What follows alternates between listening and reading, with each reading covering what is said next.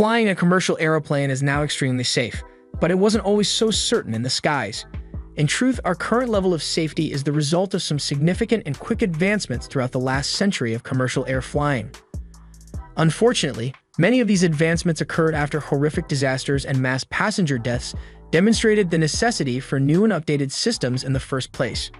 This list examines 3 notable airline crashes and events, as well as how they resulted in immediate and specific safety reforms for the entire industry.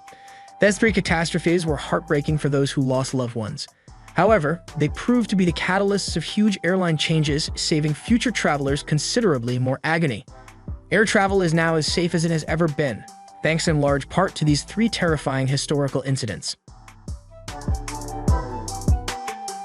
Grand Canyon Air Crash of 1956. 2 distinct planes took off from Los Angeles International Airport on June 30, 1956. One of them was a United Airlines Douglas DC-7 en route to Chicago. The other was a Lockheed L-1049 Super Constellation en way to Kansas City on Trans World Airlines. However, as the planes crossed flight paths to their respective destinations high above the Grand Canyon, they collided in midair.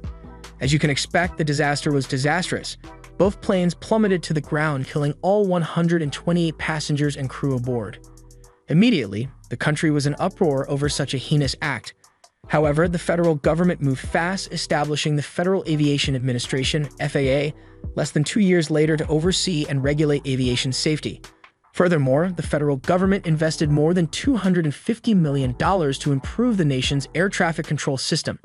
They believed that extra eyes on flight paths would prevent a disaster like this from happening again. More eyes in the skies over the thriving transport industry was much needed and well received. For 30 years, they were correct.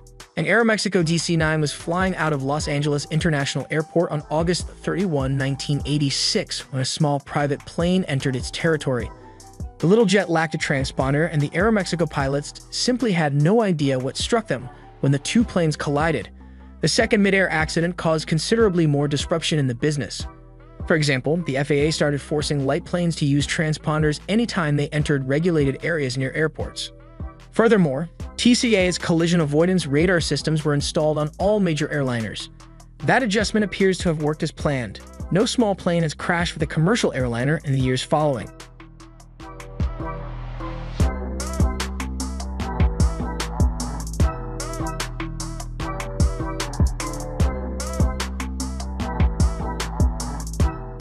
United Airlines Flight 173. On the frigid, clear afternoon of December 28, 1978, a DC-8 was preparing to land in Portland, Oregon. The flight, United Airlines 173, had 181 passengers on board. However, as it dropped towards the airport, it became evident that the landing gear was malfunctioning. So the pilots put the plane in a holding pattern and circled the airport for nearly an hour trying to figure out what was wrong. Because the repair took so long, the plane gradually ran out of gasoline. The flight engineer attempted to gently warn the captain of the impending problem, but the captain was boisterous, arrogant, and loud, and he ignored and spoke over the flight engineer. As a result, the airplane began its emergency descent much too late, and with far too little fuel in the tanks.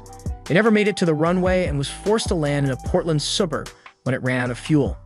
The catastrophe could have been far worse. Miraculously, only 10 individuals were killed. Nonetheless, 10 lives were lost in a situation that, with greater cockpit communication, could have been handled far sooner.